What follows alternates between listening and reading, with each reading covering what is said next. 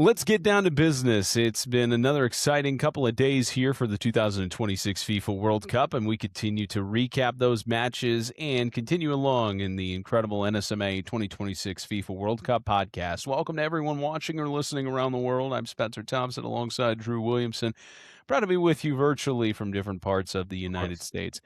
2 days in a row, we're recording a late one because of a crazy schedule and everything. But as you know, in sports media, we do what we can. We make sure this all works and everything. But exciting last 2 days with 6 total matches here in the World Cup so far, Drew.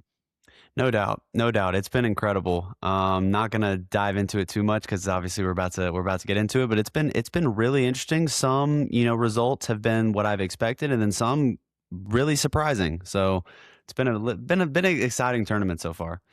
We need to probably keep a counter of wins and losses in terms of our predictions, because to Definitely. tell you how crazy it's been, I don't even remember what I predicted on these 2 matches. I think I said for Canada they would win and USA they would win. I don't remember the exact goal numbers, but I remember you said Canada 2-0 because you said a shutout, and I said Canada 3-1.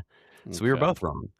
Yeah, we were right in that both teams got a goal, so let's dive Yeah. right into it. Canada in their opening match of the FIFA World Cup and the first time of their nation hosting a World Cup matchup, a tie with Bosnia and Herzegovina, which Drew just one of these matches. When you look back at the match notes for this thing, I mean, Canada was playing catch up on this, which I don't think anybody really expected on paper, but you got to give credit to Bosnia and Herzegovina. Like, it's the Of small course. nation for them to do what they were able to do, and Jovo Lukic to get a goal in the 21st minute and basically force Canada to be on their heels and try to fight back to not just take the World Cup side of it out of it in terms of points and qualification for the round of elimination, but to keep building off of this momentum that Canada has had at the grassroots level, to where soccer right now is way better on the grassroots side than ice hockey in the nation.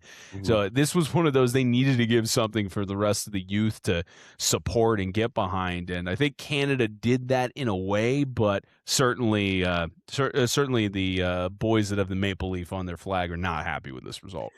Absolutely not. And first let me just say it was a great environment. It was like a Yeah. sea of red everywhere. It was a great environment for one of the 3 hosts. And it was a little disappointing. Obviously, if you're Canada, you wanted to win that game. Going into the World Cup, I knew that they would have a little problems with Switzerland. I knew Bosnia was one of the worser teams in the group. You could argue between them and Qatar, but we'll get into the other Group B game later. But yeah, a little disappointing. Obviously, they were without their leader, their captain, their anchor, and Alphonso Davies. Yep. We don't know, we don't know when he will return, if it's going to be the next round of the group stages, or we don't know. But definitely disappointing that they were having to play catch up. I do feel like they created a significant number of chances. I feel like they just weren't executing in the final third like they should have. And credit to Bosnia for playing great defense and then getting that early goal to kind of shift all of the pressure. It's a huge amount of pressure playing one of the hosts, especially, one of the first matches in the tournament. It's a lot of pressure on you. And they handled it great. And I think Bosnia would have gone into that game and signed a contract taking a draw. I think they would have absolutely done that. So Yeah, I think from Bosnia and Herzegovina's perspective, yes, if they get a draw and get some sort of point, they're fine with it. I think Canada is the one that really is kind of reeling here. But for sure. Kyle Larin, he's been the hero for Team Canada and getting that goal in the 78th minute to make sure that they're having a sort of, they're still relevant and such. And like you said, we'll get into the other Group B circumstances, because it turns out it's not as consequential with that tie, but it's still one of those that for the 43,002 fans that were in attendance, they did not want to see a loss, and in some cases they probably didn't want to see a draw. I mean, Ryan Reynolds was in attendance, and I'm Yeah, I sure saw that. he was celebrating their lone goal, but it's one of those, you're hoping that they could feed off the crowd energy to be able to get that second goal. But I mean, Now I think it's this is an interesting group in terms of how Yeah. the rest of the stuff is going to go down because all the teams in Group B are really hungry for a win right now. For sure. Yeah, no, it like, and I said this going into the tournament, and I really back it now. Like, this group is one of the few that I feel like are weaker than like, they don't have like a top dog in my Yeah. opinion, especially after now. Do I think Qatar and Switzerland are both equals? No, even though, we saw how the score ended up, but there really isn't a top dog in this group. And that showed, and it's also one of the weaker groups, so that's always why I found Group B to be very interesting. Yeah, and it's as of now with Canada and Bosnia, both teams have 1 point, so they at least can kind of hold their heads high in a little bit of circumstance to where they're not completely in a minimal percentage chance to move to the elimination phase. But they've got their next matchups coming up to go down the rest of the Group B side. Mhm. The match that look, there are so many things that I want to go into on the environment and being, just this kind of surrealism of being in SoFi Stadium and realizing it's here, 30 plus years in the making trying to bring the World Cup back to the United States and everything. It almost felt it really did feel surreal in being in that media tribune and in the stadium and then going down to the mix zone and such. And we talked about it on the opening episode, and same with ETN when he joined us, that this was a must win, not really a must win, but a must win for Team USA. And they got it done. Now, granted, the first goal was an own goal by Paraguay. So like it was one of those where, and I think on the stat sheet technically they did it. I think they changed it actually. It was in real time. It looked like an own goal, but it was just a deflection off of one of the defenders. So yeah, on the stat sheet it ended up not being counted as an own goal, but it was technically an own goal, and Yeah. that kind of set the tone for it. But 4-1 victory for Team USA, just basically putting a huge statement out to the rest of the teams in the tournament that the United States is the 17th highest ranked men's national team in the world for a reason. Man, I don't even know where to begin. Like, I genuinely do not believe that things could have gone better for us. Not only do we set the tone out of the gate, we dominated that game from start to finish. I know Paraguay got a goal late when it was already 3-0, but we dominated that game. And it was just so telling of, everything we had talked about in the first episode of like the youth and the culture and everybody that was watching this game and anticipating this game. And not only did we win, but we scored 4 goals, and no team in the tournament has even scored 3 goals up to this point, and we scored 4, and we scored 3 in the first half. It was so impressive. We looked really good in every third. We looked good defensively. Our attack, our build up, I loved every bit of it. It was really, really good. Yeah, I mean, really no complaints at all. And I mean, over the last couple of years in their international matches, I mean, a couple of years ago, at least looking at just some of their initial matches, like staying with 1-0, either losses or wins against top teams. Like they played Colombia in 2023, lost to them 1-0.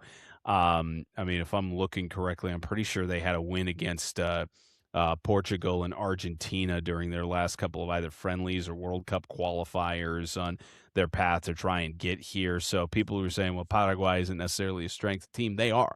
And we were talking about it in the opening episode where this is a Group D that's incredibly tough. And like you said, following Balogun just came out of nowhere, man. Balogun. Like Again. you think about, especially this whole thing of like Christian Pulisic needs to step up and he's got to be the guy for Team USA. And to his credit, Pulisic did have. I believe he did have an assist on He the did. stat sheet, so he at least was getting involved and he was creating chances throughout For the sure. game.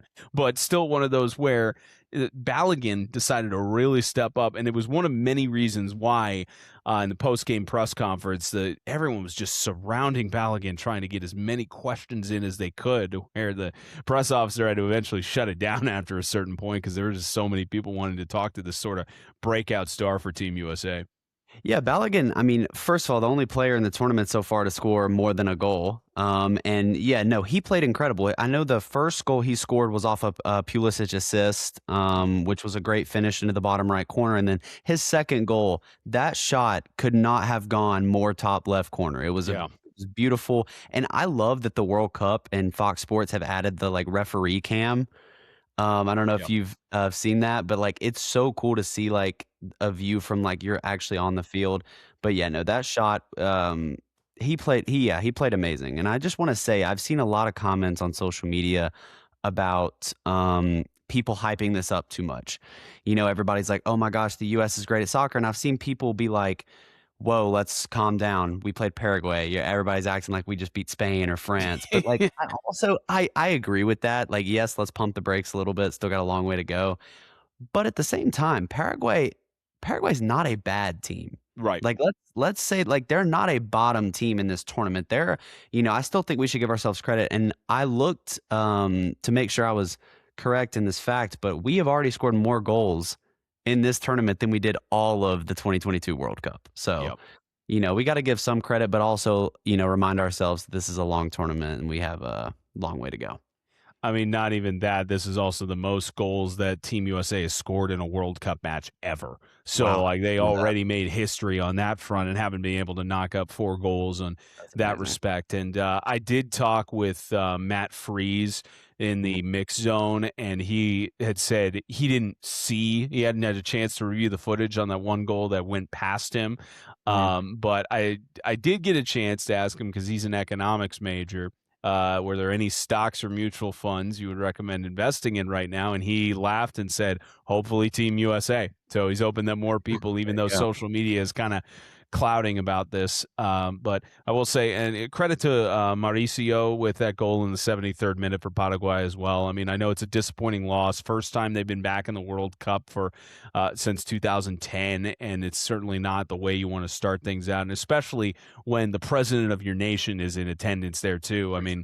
I mean, not to get into the political side, but you know, Marco Rubio was there, but President Trump wasn't at that first Mhm. match. I know he talked with Pochettino and the team I saw players that. on Saw that. speakerphone before the match and such, and had a conversation with him, which I'm sure he's going to be attending in some games. Of But course. the reason I say that is because for your president to be in attendance or the leader of your nation and to witness a loss in that capacity is certainly disappointing on that front. But um, Definitely. Definitely. it's still one of those things for Paraguay. I think they'll bounce back, and especially against Australia, Turkey, and we'll talk about their match result later Of here in course. the Yeah. episode. But I think it's not the end of the world, especially because if they got shut out, I'd be singing a different tune.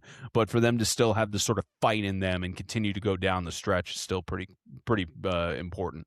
It's never easy to, you know, again, like it goes back to what I was talking about with Bosnia playing Canada. It's a lot of pressure playing the host nation in the first match of the tournament. So, you know, it is a discouraging thing that, you know, they're already 0 points and a goal difference of -3.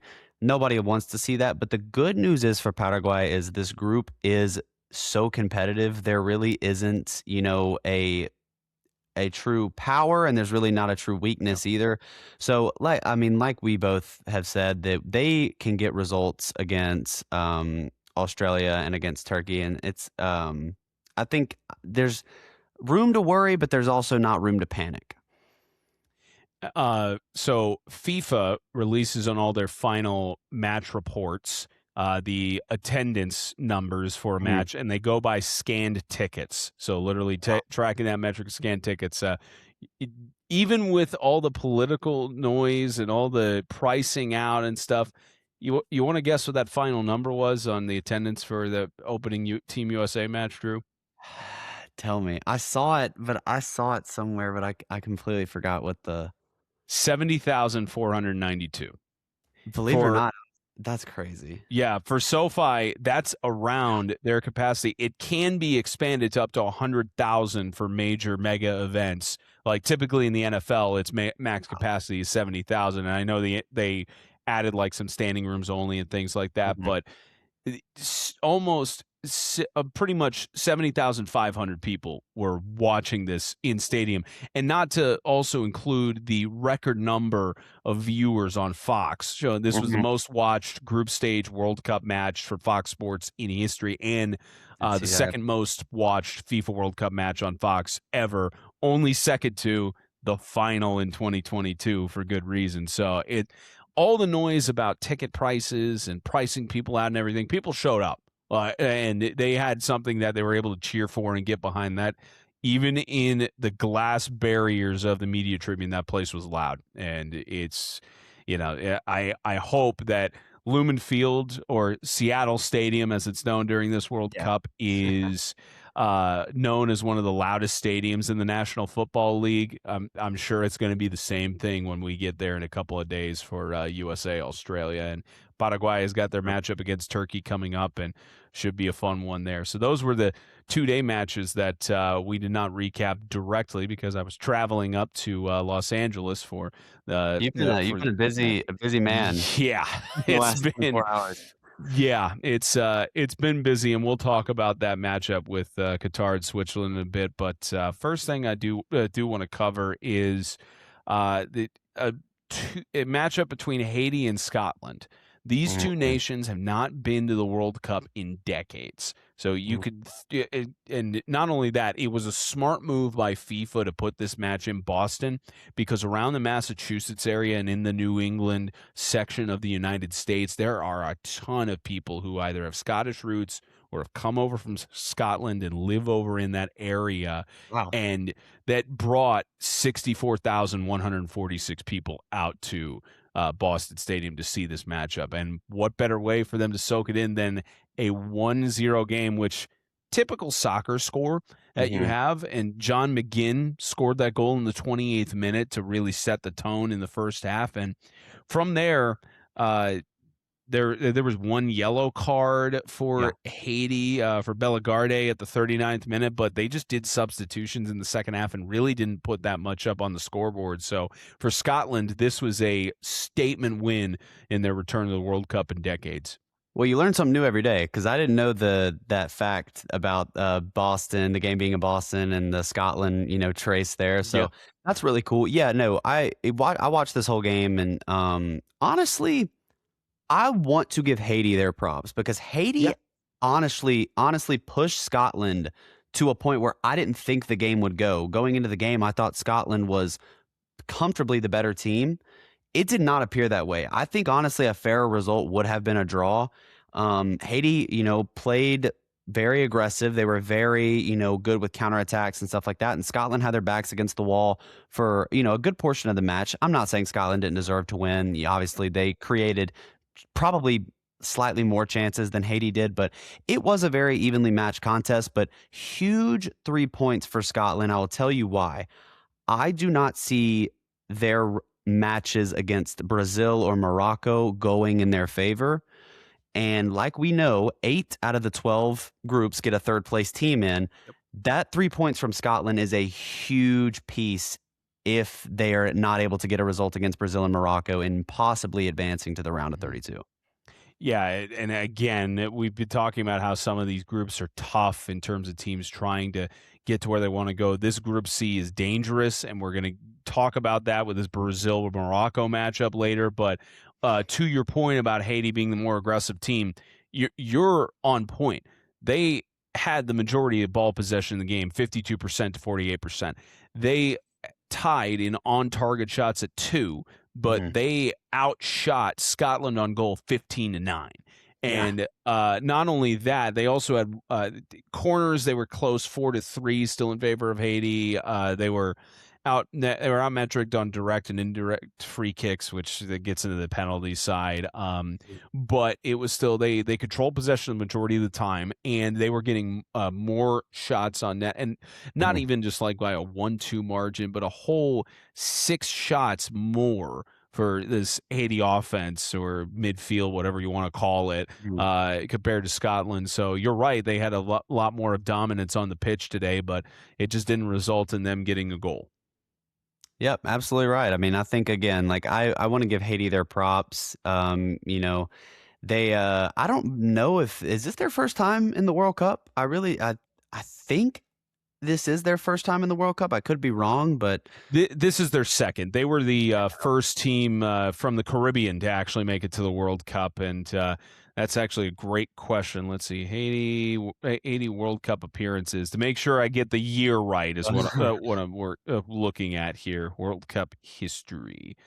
This is where you have, 1974 in West okay, yeah. Germany. That's when they made their debut. They won the CONCACAF championship on their own home soil, but that year they were in the group of death where they were with Argentina, Poland, and Italy during that 1974 World Cup. So yeah, this is their return after 52 years, and I just completely agree with you, giving them their props for a match that could have been way worse, especially considering they're ranked 83rd on the Coca-Cola FIFA men's rankings and Scotland's at Exactly. 42. No, that's why when I was going into the game, I was like, I thought Scotland, although their result might not have shown it, I thought Scotland was going to be the comfortably better Yeah. team. But no, I was way off. I honestly, watching the game, I felt like a fair result would have been a draw. I'm not saying that Scotland didn't deserve to win. Scotland played a great game, but yeah, no, it was it was a really evenly matched contest, and like you said, like a classic soccer result of 1-0. But sometimes you need games like that. Yeah, and they continue on their group matches, which I know no one's calling this the group of death, but Brazil and Morocco. And we'll get into that in a second because there's another matchup that we have to talk about in Group D. Actually, no. Let's go in order here. I'm not sure why the FIFA schedule website has Australia Turkey first on the order when that was the last one of the match, but we can bounce around. We can go to other stuff. But continuing on in this Group C, number 6 versus number 7 on the Coca-Cola rankings, and there's a reason why they're ranked that way. There's a reason why John Strong and Stu Holden flew on a plane from Los Angeles all the way cross country to call this top tier one. New York. And there's a reason why the analysts on the Fox Sports desk all in unison said a tie felt like the only thing that was deserving between these two heavyweight teams. And in front of about 80,663 people, Brazil and Morocco delivered for a fantastic 90 minutes plus extra time, just all around these both of these teams. There, whoever wins this group is going to have somewhat of an advantage, but both of these teams are going to be incredibly dangerous in the elimination round when they make it there. Yeah, going into this game, I knew like this was a game that I had circled on my calendar because this is a truly the best group stage match we've seen so far. And obviously, it's not every day that you get a group stage match and you feature two top 7 teams. So yeah, I knew this match would be good. Two teams with unbelievable talent, star talent everywhere. Obviously, Vinny Jr. for Brazil, just so dynamic, such a problem. And obviously he got the goal to equalize to make it 1-1 there in that first half. But this was really a tale of, quarters for me. I think the World Cup now with the hydration breaks is kind of divided into quarters. Yeah. That first half of the first half, if that makes sense, Morocco was so dominant. I mean, they created so many chances. Brazil was on their heels. And then when that second half of that water break, it's like the script flipped and Brazil started attacking and creating chances. And that's where you saw Vinny get that goal to equalize. But really was a fair result as a draw. I mean, these are two, heavyweight teams, two very, very talented teams. And just makes the group stage so special. I knew if a result especially after watching the Haiti Scotland game, I knew that if one of these teams were to win, that would be the group, honestly. But a draw was fair, absolutely. Yeah, hard to think that Group C is now it has Scotland in the lead right now. Like nobody would have picked it on that side of things. But you're right. It especially, and that's a question that's come up a lot in these press conferences and in the mixed zones in the last couple of days. I know there's not that many matches because we're only 3 days into the World Cup, but everybody's been asking in the build-up with the coaches about hydration breaks and how that's Yeah, going to affect what changes you make and everything. And we'll get into Qatar, Switzerland in a little bit, but both of their coaches basically said that the hydration breaks, they didn't really make that many adjustments from it. They just continued with their game plan and such. Whereas you got other coaches who are making those changes and trying to adjust certain things. absolutely. But yeah, Ismail Saibari with the opening goal for Morocco. I mean, and Beautiful this is finish a too. it, say it again. I said it was a beautiful finish too. It was a beautiful through Yes. ball that they played and a beautiful chip over the goalkeeper. Yeah, it's a beautiful Yeah, finish. and I mean this Morocco team is coached by the man who led this team to an under 20 World Cup title this past fall. So I mean you're gonna have you've got a good coach at the helm who knows how to bring out the best in players and is destined, in my opinion, to make a deep run at a minimum here in Canada, USA, and Mexico. And you mentioned it was a tale of course. I almost want to push back a little bit on that and say it was a tale of two halves because in the first half you had just two yellow cards the entire game, and those two were on Brazil for Casemiro and Roger Ibanez. And after that, all you have in the stat line is substitutions and Yeah, the other sides of like ball possession and shots and everything. So it felt like it was a lot more of an active first half that, for and sure. the fact that it was only 11 minutes that separated the two teams from the goals that they scored not only shows you the bounce back that Brazil has, but it also shows you that Morocco isn't invincible, but they were able to score the first goal within 21 minutes. And yeah, these two teams are going to be tremendous to watch no matter who they play. I'm interested to see how Scotland fares against either of them, Yeah. especially with the motivation they've got going forward. And, Scotland leads the group right now, but based on the conversations we've had and the way that this tournament is going, I don't think Scotland's going to hold on to it for that long, but you can be sure they're not going down without a fight to hold that top spot. Definitely not. I mean, I believe the next match is in the second round of group stages, Morocco and Scotland. I could be wrong, but it's going to be interesting to see. I think one big storyline in this group You were right is on that, by the way. I was Morocco, Scotland on the 19th. I think Morocco has a lot to prove in this World Cup. I think everybody knows that they have talent and they're a good team. They're ranked number 7 for a reason. Yep. But I think they're out to prove that the 2022 fourth place finish wasn't a fluke. I think a lot of people might think that, oh, that's just one of those little Cinderella runs. But I think Morocco is kind of proving that point of like, that wasn't a fluke. Like that was, we deserve to be in the semifinals in the last World Cup. And we're going to try to push even further this year. And I think they set the tone early with that goal against Brazil because Brazil, like, it doesn't matter who you play. If they're wearing a Brazil kit, you automatically have respect for them just because of their history. I mean, they've won the World Cup more than any country ever has. So props to Morocco for going out there and getting a draw. Both these teams pretty much dead even on the stat line. Brazil leading the ball possession in their opening game 51-49. Both of them, Morocco actually winning the attempts on goal total 14-13, so a slim margin there. But Brazil leading on the on target attempts on goal 5-3.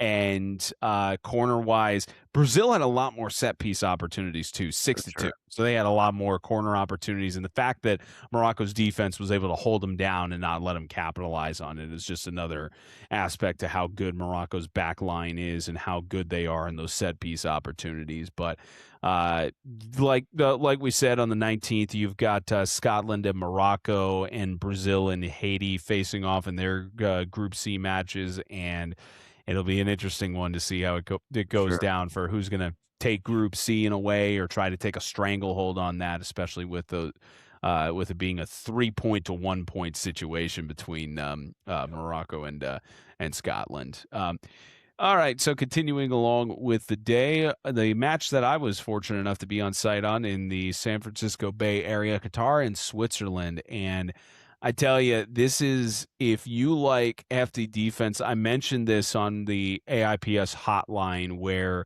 the San Francisco Bay Area Stadium hosted Super Bowl 50 and Super Bowl 60. And a common theme with both of those Super Bowls that continued with Qatar, Switzerland is that they were very defensive heavy games with The Broncos were just very steadfast, and they were the reason they won Super Bowl 50. And Super Bowl 60 was, Mhm.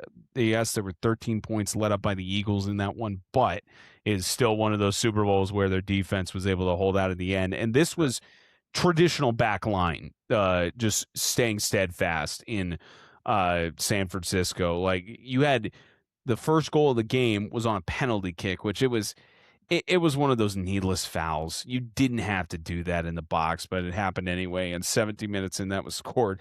But then you had an own goal was the reason that Switzerland did not get 3 points and they lost 2. And that's what Switzerland's head coach was talking about, Coach Yakin, in the press conference, that he they saw there was a sea of red among almost 68,000 people that were in there, and they loved the energy and loved the people that were out there, but he felt like they didn't put on a good show for him, and they left 2 points on the table, which I couldn't agree more. It's one of those where when you have an own goal, especially at 90 plus 4 minutes, and you're about to lock up the top seed, well, I say lock up, you're about to take control in Group B, and you allow that to slip, especially when you see the tie that happened with Canada and Bosnia. And that's what we were referring to earlier, is that everyone's got 1 point now because of these ties. And with how much we talked about of how Switzerland has been dominant in the World Cup in the last several editions, this just feels like it's just a very disappointing draw for the Swiss. Yeah, I mean, well, you saw at the end of the game that, when the final whistle blew, you saw everyone on Qatar, celebrating and Yeah. just, going crazy. And then you saw Switzerland, they were mad, as they should be. They did not expect to come into this game with anything less than a win. And honestly, I think a lot of 95% of World Cup fans thought the same. I still believe Switzerland's the most talented team in this group. Uh-huh. And I believe Qatar is the weakest team in this group. And that just, shows you how crazy the World Cup can be. I believe that Switzerland, again, after they scored their penalty, yes, you're right about that unlucky, foul call. It's just not necessary in the box. Didn't really need to do that. But after they score their penalty, it's just I've always been the biggest fan of, like, you do not let teams hang around. And credit to Qatar, they played a very conservative defensive style pretty much the whole game. They packed a lot of people in the box, didn't allow Switzerland to create that much. And just talk about just I was watching this game and I was just like, well, it's going to end 1-0. I'm a little disappointed. I was disappointed with Switzerland, even if they only won 1-0. And then that last second stoppage time, that was incredible. It was insane. And I can't believe that I looked at the final score at the end of the game and it was a draw. It just is shocking to me for the Swiss that their captain, Granit Xhaka, did not show up. Like, it did not He seem did like he not. was really doing anything or making a huge No, contribution on that side of the thing. And, well, here's the other thing. I fully respect Qatar celebrating it, especially with their first World Cup match of a tournament that they qualified for on themselves, especially because we talked about how they were dominant in qualifiers with winning 10 of their 18 games, and their only World Cup goal was against Senegal 4 years ago. But you're not going to go deep in this tournament when you only possess the ball 34% of the time.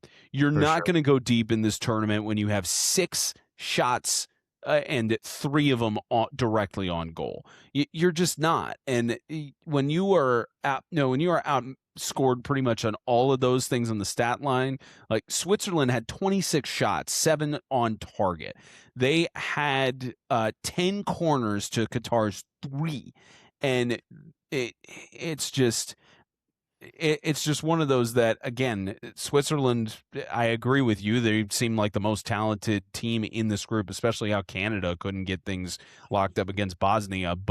And they really shot themselves in the foot with this sort of own goal, especially in extra time. And Yeah. that's what the coach was even saying. He felt that maybe some of the substitutions he made could have been better. He also felt that that it was especially disappointing that they didn't put on a show for their fans had showed up to the San Francisco Bay Area. But this is just one of those that if Switzerland does not make a deep run in this tournament, or even worse, not to, speak this into existence, but if Switzerland somehow does not win the group and they barely get in by a second or third place metric, then this is the match that everyone's going to go back and point to of where it turned the tide for the Swiss national team. Absolutely. There's definitely disappointment on the Swiss side right now. Nobody's happy over there, I guarantee you. And this group now is just so wide open because now you look at I find the most interesting matchup in this group isn't actually involving Canada or Switzerland. It's going to be the Bosnia Qatar Yeah. matchup because a potential 3 points there gets you to four.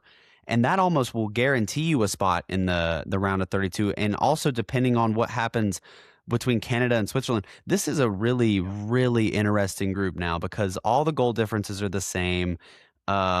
Each team's at a point. It's just like it's really, really, really, really interesting to me because this is something I just never would have expected. And they also have less rest than some of these other teams that are playing in the groups because they just played. Right now, we're publishing and recording this on June 14th. They play their matches on like the 12th and 13th. Their Mhm. next games are on the 18th. So like Yeah. they've got less rest than some of these other groups that are taking space on their respective hosting sides. And you've got Canada, Qatar coming up in Vancouver, by the way, and Yeah. you've got Switzerland and Bosnia playing in Los Angeles on that same day too. So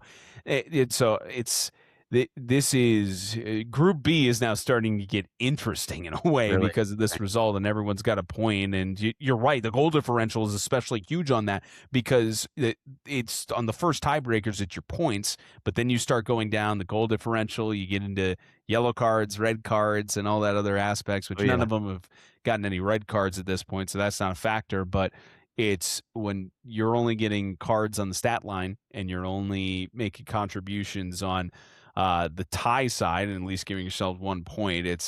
This is going to turn out to be an interesting grouping. And honestly, with this tie, I think it really benefits Team Canada. Like, especially in a match Sure. that they felt they should have won in Toronto. Like, I'm sure they were watching this match and saying, thank God we still have a chance to win the Oh, group and in the control our group, own yeah. destiny. Absolutely. No, Canada was thrilled with this result because I'm sure after their game they expected, oh well, Switzerland's gonna beat Qatar by 2 or 3 goals, and then we're gonna be already in a hole. But now it's literally anybody's group, and that's what again makes this group so special. Yeah, well, they all four teams in Group B have a lot of things to think about as they go into the rest and practices the next couple of days. But meanwhile, on the other side of things, we've got make sure I get the letter right on this thing. Group D Mhm. of Australia and Turkey. It's so weird because we were trained as kids to call it Turkey, but Yeah, it's definitely not that. I forgot Australia. earlier. I said Turkey, and I meant to say Yeah, Turkey, but there are people who swap back and forth on that on even the Fox Sports media side that I've heard throughout the starting days of the tournament. So it's just something we're getting Mhm. used to. So Vancouver got to see its first match of the tournament with Australia and Turkey playing, and very much a late night matchup. Ooh. Even here on the West Coast too, which it that was purposeful Mhm. for Australian viewers and so that they could view it at a favorable time zone. I think Turkey had maybe the same thing. I don't know what time it was for their specific matchup, but probably a little closer in the morning. And for Australia, it was more towards the morning side or the afternoon. So, but this is where Team USA may start to get a little bit of concern as they're heading into their second game of group play because Australia won 2-0 against Turkey with a goal in the first half by Nestri Renkunda and Connor Metcalf at the 75-minute mark. And for Turkey, they were just not able to get anything going. They got one yellow card in the 86th minute. So, I mean, that makes a difference on the tiebreaker side. But this was one of those matches. I know we were talking about how it felt Turkey was the weakest team in the group. And it seemed to play out that way, unless you think it's just Australia as a force to be reckoned with. I don't. Well, okay. See, I kind of have to eat my words a little bit because I really didn't think this game would go the way it did. I honestly thought Turkey would win this game, believe it or not, because I think Australia is actually the weakest maybe in the group. This group, Group D, I think we talked about this in episode 1, but it's like from first to fourth, that gap is the closest out of any group there is in this World Cup, in my opinion. Although the U.S. did look great in their opener, I'm not taking any credit away from us, but that we everybody knew this group was really really tough and really competitive. But this game to me was all about the counterattack. I think both teams created a good number of chances, but Australia I have a lot to say about Turkey's f- execution in the final third. They're not a team that crosses the ball a lot. They like to make little knick-knack passes to try to link up play to build, and that didn't work very well. They still got a good bit of shots off. They forced the keeper, first-time keeper actually, to make a few saves, but this game was a game of counterattacks, and Australia's both their goals came from counterattacks, and it was superb. It really was. They executed, and both of their goals were great. And I think that I know the Turkey's captain, Kanaloglu, I think that's how you say his name. I hope. He made some comments before the game saying that, because I heard the broadcast talk about it, that they were going to win because they were the better team. They were more talented. They had better players. Pretty much just saying all this stuff about how much better his team was than Australia's, and Australia made him eat his words. So I I am shocked when I actually am looking at the statistics here, Drew, looking at mhm, the match report. Turkey on paper was very much the better team. yeah, Let's just run through this. Ball possession, 71%. Attempts on goal, 30. Total on target, 8. Attempts on goal at goal blocked, 10. Corners, 8. Direct free kicks, 11. 2 indirect free kicks, 1 yellow card. Australia, 9 attempts on goal, 4 on target. And it technically says attempts at goal blocked 0, though I don't know how you get that stat line when you only have 2 goals on the metric there. But um, wow, I can't lie. three, I didn't know it was that bad. Wow. yeah, and that's what I'm saying. I'm looking here. Australia only possessed it 29% of the time, and Gee. they didn't get any penalties. They didn't get, which is weird. Neither teams had any penalties total. That's doing the PK thing. Sorry. Direct free kicks 4, indirect free kicks 3, 5 corners opportunities for Australia, but 71% of That's ball crazy. possession, and you can't score 1 goal off of 30 shots and 8 on goal. That there's something wrong there.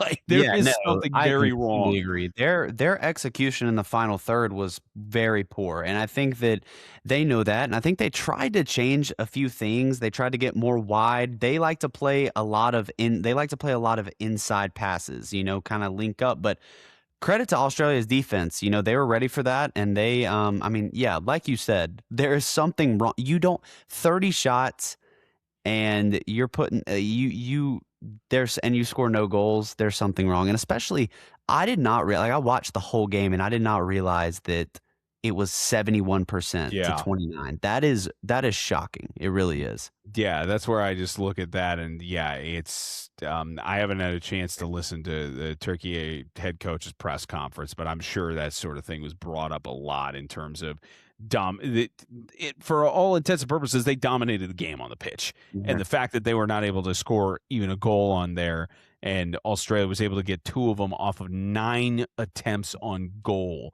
is just ridiculous. for sure. But I mean, this is also a Turkey team that was second in their qualifying group behind Spain. And the fact that they did not start out that great here is maybe Australia is just a better team, but the stats don't show it in the first game. I Really mean, not. I guess USA Australia will at least be very telling, I think, but it's still one of those where I'm looking at this. How do you let your opponent not even possess the ball 30% of the game and they score 2 on you? Like, I just, Yeah, I mean, it really is mind-blowing because I mean, it just goes to show you. I mean, I guess it's a little bit of both, but I think it was more their play in the final third was just poor. Their execution was poor. They had great link-up passes to get there. They could get there. They just couldn't, and they could. I did. I mean, 30 shots, a lot of their shots were from long range, were like Okay. outside of the box. I did notice that, but like you said, like you have to convert, some of those opportunities.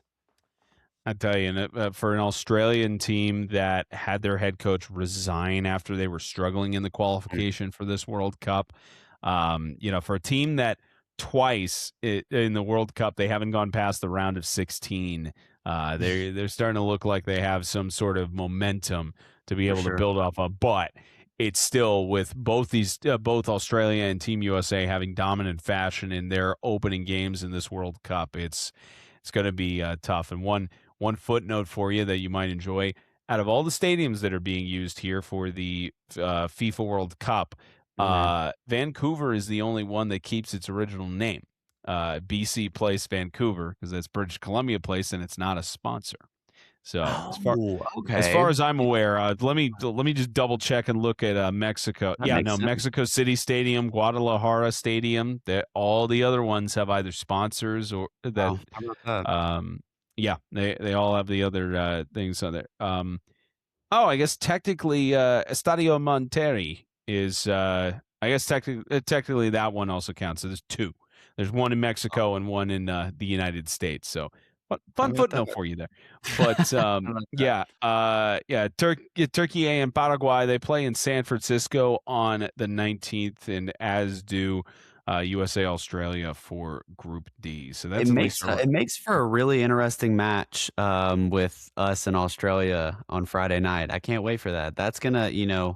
result there for us would be huge. So, Yeah, it's yeah, and I'll be there. It's I'm excited to see how loud that environment is going to be, especially with everyone talking about how Seattle Stadium is the mhm. loudest in the NFL when they have games there. So it'll be a fun one, but we got a couple of days until that matchup. So time to get into our predictions in terms of continuing on. We got Group E and Group F kicking off here in the World Cup. We've got Cote d'Ivoire. I'm probably butchering the pronunciation on this thing. Sorry, Cape Verde is what it's nicknamed. I'm not even going to try to butcher the French pronunciation on that stuff. But Cape Verde is facing off against Ecuador here for some Group E matchups. I think you Um, oh wait, did I mix them up? Not Cape you Verde. you meant you That's meant you Ivory meant Coast, isn't it? you meant Ivory Coast, yes. Yes. Okay. It's late here, not just on the West Coast. It's Dude, you've late you've over on been the East Coast moving as you've well. been moving at Yeah. light speed, so I get it. Yeah. Okay. So Ivory Coast and Ecuador, they play in Philadelphia. For this Ivory Coast team, they in 10 games they did not concede a single goal in qualifiers. They've been third in the group stage three times.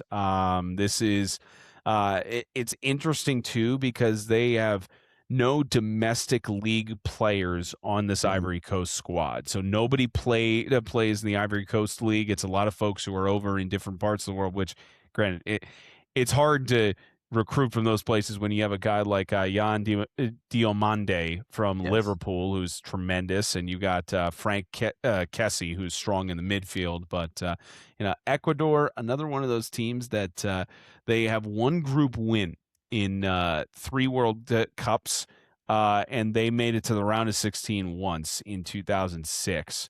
And it's interesting because of they had a paperwork penalty where it was like they didn't submit something for one of their players, and they had a 3-point penalty going into the qualifying stages of the FIFA World Cup, and they were still able to make it, which usually those just completely keep you out. But I think Philadelphia is in for a treat for this first one. I think it's especially because you got 23 versus 33 on the list, so kind of closer on those metrics on there. I just think Paez and Valencia are probably going to be they're probably going to be the difference, maybe even Moses Caicedo, especially because he basically, and I was reading this on the Athletic article that was breaking down all the teams. They said Moses Caicedo, he basically does the work of two defenders in the midfield, and Yes. when Valencia as well, he's 49 goals, and it just who really has that other than some of the other top players in the league, right? When you have one guy who's scoring those kind of stuff. So I think Ecuador takes the first game against Ivory Coast. I think this will be, especially with that streak of 10 games where no goals have been conceded by them. I think Ecuador gives them a rude awakening to start out their World Cup campaign. Yeah, I mean, when I think of Ecuador, first name that comes to mind is Enter Valencia. Like it always has been too. Really, ever since that 2014 World Cup. I mean, one thing about this guy is he scores goals. He really is that that man up front for Ecuador. I think a lot of people don't realize though that Ecuador is one of the strongest defensive teams in this entire tournament. Like they really are. They're so solid at the back, and I think that's going to cause problems in this group. That being said, I like Ivory Coast a lot. I think they have a mindset that is different from other teams. They tend to play with this edge to them that I love. I actually have this as a 1-1 draw. I think Yeah. that Ecuador will be ultimately, I think that Ecuador is the better team. However, I think that we all know in this tournament that the better team doesn't always win. Yep. I think I could see this being a 1-1 draw and both teams getting a point from it. I could see Ecuador having more chances than Ivory Coast. Ivory Coast kind of playing backs to the wall a little bit, but I have this as a 1-1. That back line is solid. I forgot to add a score on that. I'll go 2-0 for Ecuador. Okay, there we go. I think their back line doesn't crumble against Ivory Coast this early on. I mean, if they were playing against Curacao in the opening game, then it would be a lot more one-sided, in my opinion. But I think with this game will be close. I say maybe 2-0, but I could see it going 1-1 as well. Like I think if these teams are as good as we're talking about and what we've seen throughout their qualification rounds, then yeah, it could be in a tie. It could be 0-0. Like it could be one of those where the defenses just hold steadfast. And you know what? Like now that you put that out there, I could so see that, or I could also see it being 1-1 and Ivory Coast's goal being a penalty. I could see that too. So, I mean, almost really, put that little wrinkle in there and said one of the goals for Ecuador will be on a penalty kick, but there you I go. already saw that today with Qatar Switzerland, so I have to give it a little bit of a break. Yeah. Oh man, hopefully this game ends up being good. If it's I'm a fan of heavy defensive games. I know some people who are not really new to the soccer game. If you see one where there's barely any action going back and forth, you get irritated. But I'm a fan of those. Yeah. I don't like them. I mean, I'm a fan of just as long as it's a good game. Like I'm just a fan of like good soccer being played. Speaking of good soccer being played, that's what everyone from Deutschland is hoping heading into this one, because Germany, Curacao. Now, here's the thing. I am not. I'll just say it outright. Germany will win this game. I say maybe either 2-0 or 3-0. I don't think Germany starts really striking fear and or doubt into their fan base in the opening match. I think Curacao will put up a decent fight. Maybe it ends up even being 2-1, because especially in their group stages, 7 wins, 3 draws. This is the smallest nation ever that has qualified for the World Cup. I think they'll at least bring out some fans. I think that they will do a good job of at least getting the crowd into it a little bit. But I don't think that Germany crumbles this early on in the tournament. I mean, I know that since they won it all in 2014, it's been a major struggle on the international level. I mean, I remember during the group stages where there was that famous call in Qatar of a dagger in the heart of Germany. It was either that or it was in Russia, one of the two.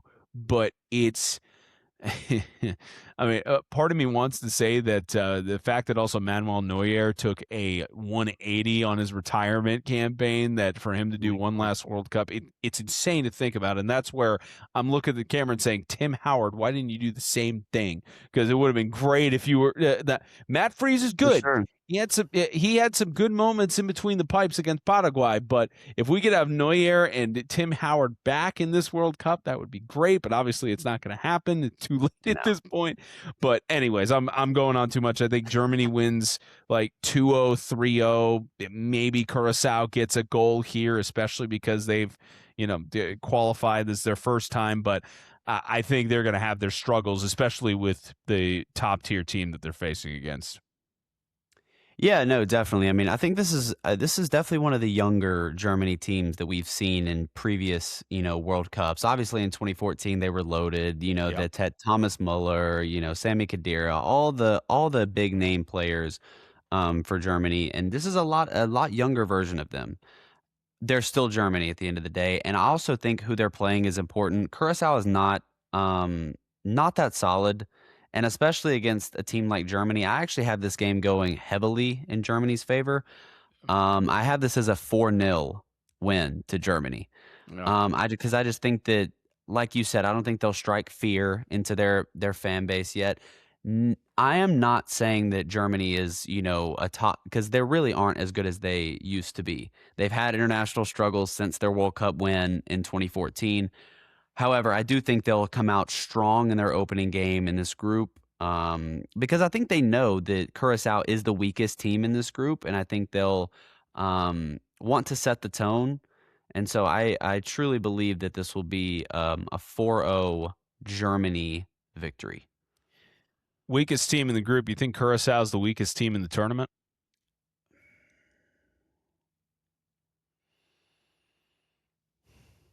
You know, I actually had either Curacao or before the tournament started, I had Curacao and Haiti as like the Yeah. two weakest in the tournament. But now after seeing Haiti against Scotland, I'm like, that kind of changes. You know what? Yeah, yes, I tend to agree. I think I especially when think you they are look the at the weakest. the rest of these teams, because that's actually a good question. I think they are the lowest on the Coca-Cola rankings in terms of the teams that have That would make sense. qualified. New Zealand's 85. Let me just make sure I got this right. At least the latest one. Yeah, actually, New Zealand is technically the weakest one on the Coca-Cola rankings because New Zealand's 85, Curaçao's 82, and as far as I'm aware, there is nobody else. Haiti's 83. So actually, Curacao is the third lowest ranked team in this tournament. So Oh, which is kind of weird to think. The fact that Bosnia and Herzegovina is 64 as well, and like that's South crazy. Africa 60 is just kind of mind-boggling to think about. But yeah, I think I know that Curacao has done a heavy amount of local recruitment to try and Mhm. get this going. They've been aggressive in those who have national heritage to be a part of this team, and that's a pride point for them. I think if Curacao even I know we're both counting them out, and as the media, sometimes we do that, and maybe it benefits their favor. But I think Of course. Curacao gets one goal. That especially against Germany, I think that is a win for them. Especially as the smallest Absolutely. nation, that is a huge win. Especially if you can get one past Manuel Neuer as Curacao, like that. That in itself is an accomplishment. Absolutely. Manuel Neuer is one of those guys that, if you're a fan of soccer and have been for a long time, I mean, he was the keeper. He was that guy for the Yeah. longest time. So, yeah, no, definitely. If you can any sort of like a goal or any sort of positive thing you can get from this game. Nobody expects Curacao to compete with Germany, obviously, but that makes it fun. I used to love going into games in high school when I would play against a school that was I mean, we were 1A. I was a 1A school. So, playing a 6A school or something like that would be so fun because nobody expects you to win. So you just go out there and give it your all and just have fun. Despite what we're talking about with lopsided matches, we have which it almost seems like it's criminal that this is the first match of the group on I this, but know where you're going. Netherlands ranked number 8, Japan number 18. So some fun facts for the listeners and viewers out there. Japan, other than USA, Canada, and Mexico being the hosts, were the first team to qualify for the 2026 FIFA World Cup. Out of all the other ones who were in the field, they were the first one to lock things in. They had one loss in 16 games. This is a team that has never gone past the round of 16. In fact, South Korea or Korea Republic is the only Asian team that has gone deep in any sort of way for the FIFA World Cup, which is astounding to think about because Korea Republic is tremendous in the last couple of World Cups. And it amazes me to think about how heavy of a focus there is in China for their sport to be superior, and yet they have not gone on deep runs, or they didn't even qualify for this World Cup. So like it's still amazing to think about on that sort of side. For the Netherlands, I mean they were unbeaten in their qualifiers as well. They had a 4-0 game against Lithuania. The last time they were in the final in 2010 and lost to Spain, that added to their 3 times that they've been to the World Cup final and haven't been able to go. It's just, this is a Netherlands team that really wants to push through that ceiling that they've been succumbed to for their history. Japan, I'd say the same thing, because anytime I see the Japan national team playing in the World Cup, there's a huge sense of pride among them and their fans of any loss is unacceptable. It's only winning is their high standard. And it makes me so upset that this is the first match of their group play, because they're already going to beat each other up before they have a chance to battle it out with Sweden and Tunisia in the rest of the group. I think Frankie de Jong is, again, going back to this Athletic article about how he's an X factor in the midfield for the Netherlands. Daniel Malen Roma is a great center forward for them. For Japan, Wataru Endo, there's no real direct placement for their captain in Endo. And so hopefully he stays healthy among all the other players in this tournament. And look also for Koki Ogawa, who's the 28-year-old. He in their last warm-up game against Iceland, he was scoring the game-winning goal. And one more thing I will mention is that Japan, across 13 matches in 2025, they played 65 different players on the roster to figure out who was going to go to the World Cup, which when you're the first team that qualifies and you have that amount of time, why not? Try everything on the friendlies and make sure you're all situated. So I think Japan's head coach had a good chance to figure out who works and who is the best on that. Not to say other teams didn't, but I think that's going to be an edge for Japan. So I think Japan pulls the upset on this one. 18 beats 8, but I'm going to say it's 2-1, and I'll stick with this 2-1, and it's a goal within the last 15 minutes of regulation, whether that's stoppage time or not. I think they find the game-winning goal within the last couple of minutes. Well, you're never going to believe this. So I have the same prediction, but flip it. I have the Netherlands 2-1. And the same thing you said. I feel like it's going to be a goal apiece. And I feel like in the, dying embers, the 80th minute on, I feel like someone's going to get a goal and seal the deal. But this goes back to kind of like the Brazil-Morocco style game, where this is 2 great teams. Yeah. Japan is a team that I mentioned this about South Korea in the first episode. They're just one of, in my opinion, the most respected teams in the World Cup because of the way they play. The way they're just, they're very selfless. They play together. They play as a unified group, and I love that. And every time I, see Japan play, I know it's always going to be, it's always going to be a good game. I have Netherlands bias. I love the Netherlands. I always have. Robin van Persie, Ian Robin. Those are like my goats in, the world of the Netherlands. So I've always, had a thing for watching them play, and they always have a talented team. It feels like they can never get the job done or the results that they want in terms of, where they want to finish. But they always have a talented team. Obviously, they have another really talented team this year. Virgil van Dijk, so solid back there in the back. The Netherlands have one of the best defenses in the nation. Memphis Depay as well is very good for them. I expect this to be a really, really good game. Yeah. And, one that we're probably going to look back at the first round of the group stages and be like, that was one of the better games. I feel like there's going to be a good bit of chances for both teams. I'm sticking with my prediction. I'm going to go 2-1 Netherlands. The fact that Dallas is hosting that match as well. And I know we haven't talked about the whole difference of like outdoor and indoor, especially with the hydration breaks and such, but Dallas Stadium is in a roof.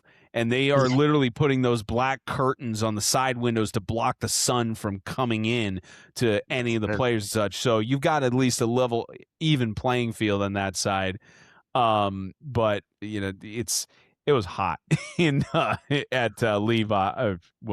What it is known in the NFL world as Levi's. For the tournament, it is San Francisco Bay Area. I have to save myself there, Of but course. I mean, that's gotta be rough for some teams, like, especially, like, Switzerland, like, they don't experience the warm weather that often, so, yeah, it's definitely a challenge for teams. how do you think we're gonna assess England's play when they're playing most of their matches in Miami? Like, they are not used to any of that sort of sweltering hot, humid heat. That's one of those. I think their draw is just unfair, and we'll get to that when they actually play their matches later on. But you want to talk about teams that are not used to the hot humidity of what they're going through. I mean, England is, and Stu Holden said this, England's gonna melt.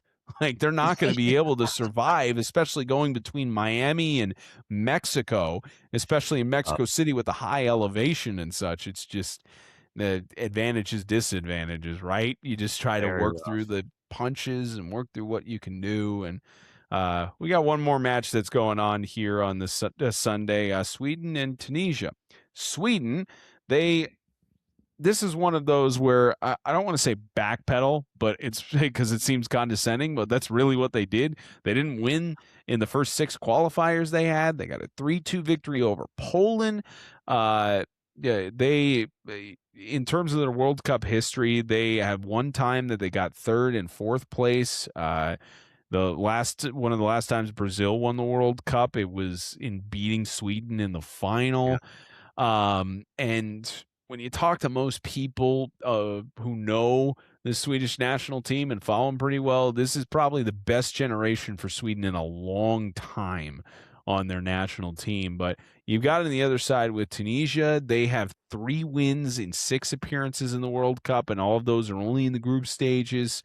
But in their qualifiers, they were good. 1 tie, 9 wins. No goals conceded, I might add. So that one tie was 0-0. And this is also usually for Tunisia in their history in the World Cup, the result determines whether their head coach goes or leaves. So you got a head coach who's fighting for his job. You've got great dynamic players on both sides. I still think Sweden takes it. In this opening matchup, I think they're going to have their hands full against the Netherlands and Japan, and I think we could probably agree that Tunisia, even though these teams are within the top 50 of the Coca-Cola rankings, it's hard to think, weakest team of the group. I think just Tunisia got a really bad luck of the draw. So I think the Sweden-Tunisia game probably, especially with them being so close within 7 ranks of each other, I'm going to say this will maybe be a little more high scoring. I think maybe a 2-2 draw, maybe somewhere around 2-1, or maybe around the 3-2 margin. But I think Sweden ultimately gets 3 points from here. I agree. I think Sweden also, despite, they're missing a few key guys, they're a little banged up right now, but I think that they will also get the win. I think Tunisia is the weakest team in this group. I think they also got a really I mean, that's a brutal draw. Sweden, Japan, and Netherlands, that's a group nobody wants to face. I don't believe they're a bad team at all. But yeah, it's definitely an uphill battle. If there was ever going to be a team you could, probably do the best against, it would be the Swedish team. But that being said, I do have Sweden winning this one. I will say, it's like weird because I want to make bold claims like a 3-2, like you just said, but there hadn't really been high scoring games so far. So I'm gonna say Sweden. I'm gonna say 2-1 Sweden. And part of that as well, it's with Sweden. I mean, Alexander Isak, he's not been that great for Liverpool this season. He's been having his struggles. I know Ken Sema is part of that desire that Sweden has to be reliable and Of try to be course. a little more consistent. And, Tunisia side, Hannibal Mejbri, he was really good during the AFCON Yeah. stride. I mean, but there's also this kind of pressure on Elias Achori to perform for Tunisia. And again, this is where what the World Cup's purpose is. You have these players try to Sure. step up in the right moments. I mean, like we were talking about earlier with Team USA, we, as we were going into their matchup against Paraguay, it's like Christian Pulisic needs to step up, and he recorded an assist and was creating some chances, but hadn't got a goal in this World Cup yet. Mhm. So it's same thing on these matches too, where you've got this one where, and again, the top 8 of the 12 third place teams get into the round of 32. So this is the kind of match, especially between a close Sweden and Tunisia team, that it also, if you start getting in the high scoring side, doesn't help the goal differential.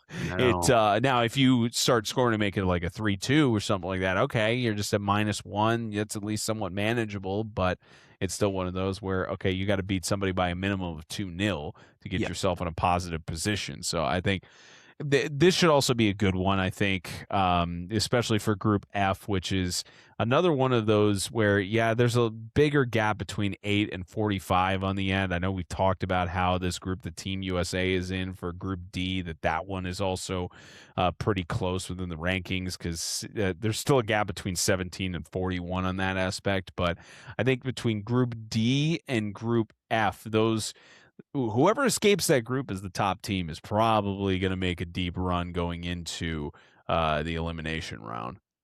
Yeah, for sure. I think Group F honestly kind of reminds me a little bit of Group C in the fact that there's two clear cut that are to me the best in the group. Group C, you have Brazil and Morocco, and then Group F, you have Netherlands and Japan. I think it's huge for Sweden or Tunisia for that matter to get a 3 points and not a draw because again, like the 8 out of the 12 get 3 teams. I think that would be huge for Sweden if they were able to get 3 points and then possibly you never know what could happen against Netherlands and Japan. You could maybe squeak out a point there to help their case for, advancing to the round of 32. I think probably, I know we're not doing predictions on like third place stuff, but just out of Mm, a glance on it, I think Scotland's probably one of the 8 teams that, especially with their result today against for Haiti sure. and helping with their goal differential, as long as they can hold steady against Brazil Yeah. and Morocco, which is a Not get tall beat by task for 7. anybody. Yeah, But I think Scotland might be one of those teams, maybe on the tail end in terms of the 8 out of 12. And, that Group F, I think the Sweden Tunisia matchup might actually be a huge factor in terms of huge. who's going to get one of those positions. You think anybody from Group D gets into that third place spot? I don't, because I could see it going I could see Paraguay and, Turkey. I could see Turkey beating Paraguay, or I could see that game being a draw, and I could see, it end up to where it's like, the US I honestly do believe that, the US will finish with at least 7 points. I believe we'll I'll say a win and a draw in our Yeah. next 2 games, but the rest of the group is so just, to me, undecided. I think I could see Paraguay, and Australia having a draw or Paraguay even beating Australia. Like, Yeah. I just feel like it's very unpredictable. And Team USA certainly helped itself on the goal differential side. And for all intents and purposes, if they win one more match, I think there's nobody catching them for For in a sure, realistic sense to win the for group. sure, So if they go by that result, I think probably even a tie would be fine for them if they tie with Australia. That for almost sure. essentially clinches it. I mean, it depends on what this result. I mean, now that especially Turkey and how that stuff was played out, if they tie with Australia and uh, Paraguay or Turkey, I think it's now. Granted, it still comes down to points, and anything can happen, but it's still one of those. Absolutely. I think you're right. Probably it's just the top 2 in Group D, but. Anyways, good episode today. Good stuff for Very recapping a good. bunch of things, and now pretty much going out. It's recap 4 or recap 8 technically, because I think we'll probably be going every 2 days with Probably. knowing how this stuff plays out. But probably recap 8 and then preview 4. So we're just I continuing to love get doing into it. the I mean, there's weeds. There really isn't anything better than watching sports and then just getting to talk about it after. I mean, there really isn't much in life more that you want. So Oh yeah, and hard to believe that we will not get through every one of the first group stage matches until the 17th I because of this know. expanded Yeah, World Cup, and then we'll get into match 2 for all of these other teams. So it's going to be a lot of fun. should be All right, fun. well, that wraps up episode 2 here of the NSMA 2026 FIFA World Cup podcast, and we'll get you some more episodes going down the stretch, probably every other day, depending on how the travel schedule works and everything else is situated there. But we'll get you all the good action and recap and analysis of what we've seen throughout the 2026 FIFA World Cup. Be sure to follow us on social media, support the podcast. Any contributions are all a 501c3 nonprofit in the NSMA for any of your contributions. So make sure you look into that. And Drew Williamson, all the hardworking men and women that make this run so smoothly. Spencer Thompson saying so long from the other parts of the United States as we wrap up episode 2 here and continue along in the 2026 FIFA World Cup.